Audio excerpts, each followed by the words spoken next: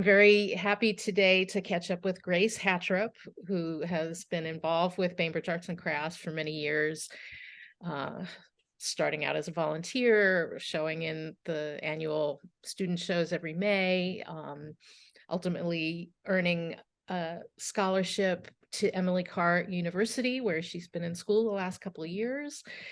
My name is Deborah Rosinski. I'm the executive director here at Bainbridge Arts and Crafts, and it's really fun for me to get to find out what's been going on, what your experience has been like since we last saw you, because college opens up whole new worlds. For So sure. great to have you. I'm so happy to be here. Thank you. You guys were the first gallery that took my art and really helped launch me into the community, and that is absolutely priceless. And I feel so lucky to have that connection, especially with the community where I was raised here in Baybridge. What a lovely group of people. Just so accepting, especially of like student art, made me feel gave me a voice, made me feel like I had like a leg in the art community, because I feel like a lot of us feel like we have a bit of a imposter syndrome. So I always feel very included. Even though right now I'm not making as much like traditional art as I used to, it's because I'm in design right now. But I still have I still have this just invaluable connection down on Bainbridge. So yeah, so excited to have work there and also see some of my fellow junior artists and see what they're doing right now too. Um, so yeah, thank you so much for having me. Sure. Yeah, we're going to be featuring some of your work in our annual May student exhibitions. We have you and several other former scholarship winners. So we get to see what you're doing now as compared to what you were doing back in high school. So it's exciting for us to see that growth and change. And although we still carry a lot of your note cards with your watercolors and just love your work. So it's nice to watch that path forward. And I'd love to learn more about what you've been studying at Emily Carr in Vancouver and what's inspired you and what's surprised you as part of that process. If you are Oh, of comfortable course. talking about that. It has been quite the roller coaster. The way that Emily Carr works is that you go into a foundation year and you kind of, for like your first year, and you get to try a bunch of different stuff. Um, and I was already planning on going into design, because I feel like I have like a grasp on illustration is where my background comes from. So I have sort of my own like brand in that situation. So I wanted to push myself to try something new. So I was going into something that was a bit more 3D, a bit more practical and logical. So I ended up going into industrial design, where I learned how to make chairs, I learned how to solve problems. With all, in a different medium that I wasn't used to. And it really pushed a different place within my creative thinking. And I met a lot of amazing people. I ended up switching out of that major. I was there for like 6 months and I made some really, really cool and interesting stuff. And I'm actually switching over to communication design. So that's looking at, gosh, it's hard to explain because it's very broad and I haven't actually started it yet. So it's going to be looking into publishing, printing, visualizing information for the world, which is just absolutely fascinating to me. I think my heart is still very much with the visual arts and with illustration. That is really to the core my passion, but I'm trying to tie it in with some of the more nitty gritty parts of publishing and formatting so that I can have like a full body of work. Since I've worked in like illustrating like children's books, I would really like to be able to do the whole process, formatting, publishing, writing the book, and then also illustrating it together so that I have that experience under my belt. So it's very exciting for me. I wish I had more to say, but I haven't started it. I've really kind of been in more of an interdisciplinary design track right now. So working in like 3D art as well as with the flatter medias. My I'd say my expertise is mostly within like inks and watercolors and some acrylics as well right now. But yeah, no, it's all over there. I'm technically, I would say still, I'm technically a second year, so I'm a little bit like younger, or not younger, less, definitely not younger, a little older actually. So I'm kind of getting to try everything. I'm really experimenting with what I want to be doing. But yeah, I think that's the normal constant battle when it comes to people in art school, what to commit to, because there's just actually too many things that I'm interested in. Honestly, which is a great problem to have. It's true. Um, I had that problem when I was in school as well. And I think it's great that you're exploring and trying stuff because it it lets you know that you don't know what you don't know, and you don't know until you try stuff, you know, and there are exactly. unexpected doors that open for you by doing that. So, kudos to you for that. And there are so many paths that you can take in communications and, digital design and object design and all these things. So it sounds like you're doing great things. Oh, it's amazing. And it's actually mostly for me about the people that I'm meeting there and their ideas and making those kinds of connections. For me are the most like priceless things that I'm taking away from it, at least right now while I'm in transition of that period. I plan to be in school forever. I'm never leaving. Well, So, I think you'd make a great teacher as well. You could go on and get a master's and start teaching. exactly. Degree after degree. I'll never have to get a job ever. That is the plan. Yeah, I Been don't. a great time up there. Vancouver is a beautiful city. I definitely feel like it's my home now. Even though I'm taking a break from it for the summer to live in Seattle for a little while. So super exciting opportunity there. Yeah, Yeah. yeah. There's a lot going on in the entertainment industry up there. Oh yeah. Paths for you that way if you wanted. I have a Well, lot of friends in film. They're very talented. hmm, Um, Lots of actresses and actors. I meet a lot of people with acting degrees up there. mhm. What are some of the materials you experimented with when you were doing industrial design? Oh gosh. We were pushed to basically like use any kind of like 3D material. The way instead of like for me, I think I struggled a lot with wanting to sketch it out, wanting to draft it out instead, but they're pushing you to think in the 3D.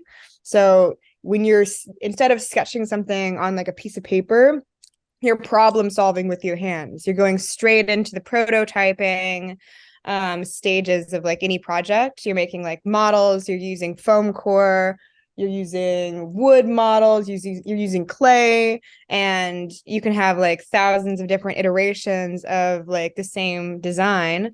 I learned how to draft, which is like dimensioning. I like designed a lamp. I designed like several different like items for different uses, right? You really pushed to think in the 3D, which is just, it was very, very like exciting for me because it was just not a way that I had, just not the way that my mind has worked in the past. So it really pushed me. I created a chair, I created like a table. And then I also actually, I shot a picture, but I sort of blended the visual arts in my mind that I think that's kind of the way that I function. And I blended that with the more practical way of thinking when it comes to industrial design. They're all very much problem solvers over there, and I'm a bit of a problem maker. um, so uh so I tried to blend those two parts of myself when I was making. Let's see, what other materials did I use? We're encouraged to use like nature, so I was blending like found objects, like that you're like driftwood. Really, there's no limit to what they want you to use. In fact, they would rather you not like stick with just like wood. I learned how to weld and to form metal which was incredibly exciting. I enjoyed the woodwork the most myself, actually, although it was a bit expensive to do. But if I were to go further with that knowledge, I would definitely get more into carpentry, because I felt like that was kind of the area that I would never have really looked into, not something that I would have thought would be interesting to me, but I was absolutely fascinated. I have a lot of friends who like are learning like to make like create like lamps and such too that like light up. Just amazing work over there. And then gosh, let's see what else we use. I think that's what I can remember. Just I think actually I had a friend who made something out of like crystallized sugar. It's very experimental at the beginning, and then they basically you kind of find your voice through it. And there's a lot of people who already know how to do it, or like already know a lot of techniques, and a lot of people who are kind of finding that for themselves, like I was. Like we used wire. I had a lot of friends who knew how to loft, which is when you have like an object and it's basically sliced into many different pieces, and CNC'd. And so you see it in this like very like drawn out. It's gosh, I can't. It's hard to describe. It's very fascinating. 3D modeling. We were tasked to solve basically problems for our final project in Vancouver, and just like in Seattle, cormorants like to roost underneath our bridges. Um, and when and then they're actually, at least in Vancouver, they're somewhat endangered. And when they want to do bridge work, when they need to do maintenance on the bridges, then they have to sometimes kill these birds and shoot down their nests. They like to roost in a very specific area. So we were tasked with trying to move these nesting areas to other areas, trying to lure these populations to newer roosting sites, because they tend to return to the same place every single year. And that was under like the Granville Bridge. And we were trying to figure out ways to keep them from going under there so that they could do the maintenance that they need to do. So I think we tried to think outside the box, and so we were creating like places for fish. It's complicated. It's been a second. But we 3D modeled different forms and then cast them into habitats for fish, so that the cormorants would end up moving elsewhere where there are higher populations of their like natural food source, essentially. But yeah, I think I should have prepared better, but that is just No, sort it's of what really I'm supposed to do. interesting, It's problem solving. that I really believe that is the most exciting thing about the arts is you learn how to be a problem solver, how to tackle things that are unexpected and approach them in new ways. So it sounds like a great program. Oh, amazing. Do you have professors that have particularly inspired you there? Oh, 100%. I would say less in the way that um I was going through a lot when I was actually in that program, and my professors really got in touch with me, and because it was also just not something, it was a very like unknown area for me when it comes to my abilities. And I was also just going through emotional issues at the time, and I had a professor, her name is Helen Day Fraser, and she specializes both in communication design and industrial design, and a lot of her work is in sustainable fashion. And I think I felt like I wasn't fitting in with some of the like more practical elements of industrial design in my area, because I think very visually. And she kind of helped me broaden kind of my idea of my making, right? As like it didn't have to be very much in this box of creating like things out of metal or out of wood at the time, because she was like, you don't have to know how to do that right now. That's something that you're going to learn later, you know. But these kinds of like solutions to the world's problems are never quite as clear cut as you would say. And she was just absolutely amazing. Especially, I would say for me, I struggled a lot with the fact that in that major, it was a bit more male dominated. So I think I often felt like a bit of an imposter in my own abilities. And both, I think 2 out of the 3 professors who were teaching that class were women. And they definitely really inspired me to feel a bit more confident in those areas. Because I think as women, we look at specific crafts in a way that I think hinders our own growth in them. So we see those things. And I would say when I looked at like say carpentry and woodworking and metalworking, I think I have a bit of a bias that that's just not something that I would be very good at. And they really pushed me kind of out of those kinds of bounds a little bit. I still hold a little bit of that. But they're absolutely amazing faculty, especially for the industrial design, like media set and stuff. So yeah, absolutely amazing people over there. And I think society can kind of program us with those kinds of messages as well, but more and more women are becoming accomplished woodworkers and metal workers, and off the top of my head I can think of a bunch. And when I was starting out in the field, that wasn't the case. So there's definitely a lot of room. So and I think we all feel that kind of imposter syndrome too, until we get comfortable with those skills and abilities. Oh, So, absolutely. um, so you have some paintings and illustrations that you will be bringing us for the exhibition, it sounds like, and we'd love to see some of your 3D projects too, if you're comfortable showing them. Whatever Yeah. you're giving us, it's nice to see the range and to look at it against the backdrop of current students in high school and elementary school, what they're doing. It just tells such a great story about that kind of path toward growth, and Oh, as you absolutely. skills. University is about exploration. Yeah. And well, I think that we can all hope that we will kind of find our calling immediately and it's just going to be very obvious. It's always more complicated. And I hope for out of my work, you can see that being confused and being a little bit all over the place, and not really knowing what the heck you're doing is probably right where you're supposed to be, when you're in university. Get more out of it if you're willing to fail and willing Exactly. to have it not be perfect. The more you fail, the better.